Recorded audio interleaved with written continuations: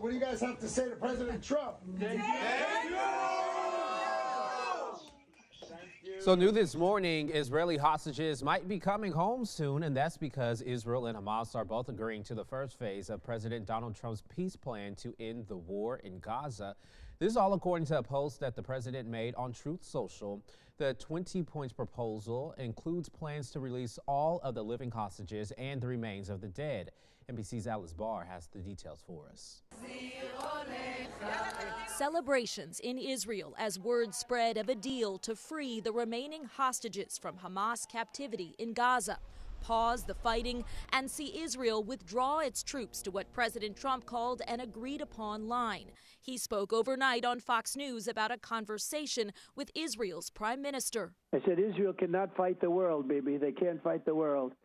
And he understands that very well. So it's amazing the way it's all come together, and it's a beautiful picture. That following dramatic moments during an event earlier Wednesday when Secretary of State Marco Rubio handed the president a note and a whispered message. I was just given a note by the Secretary of State saying that we're very close to a deal in the Middle East.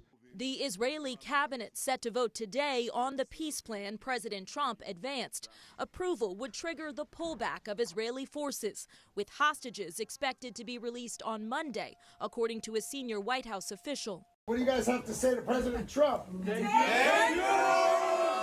Family members of some of the remaining 48 hostages sharing their gratitude to President Trump and their determination to see the deal through. We will not stop fighting until we see the last of the 48 return to their family. 20 of those hostages are believed to still be alive and would be the first returned in exchange for Palestinian prisoners and desperately needed aid into Gaza. Israel and Hamas so far only agreeing to phase 1 of a 20-point plan to bring a final end to 2 years of devastating war. The rest of the peace deal is even trickier, especially the requirement for Hamas to disarm and leave power, and of course, determining a future for Gaza, now in ruins. President Trump said he may travel to the Middle East as soon as this weekend, with peace talks ongoing in Egypt. In Washington, Alice Barr, NBC News.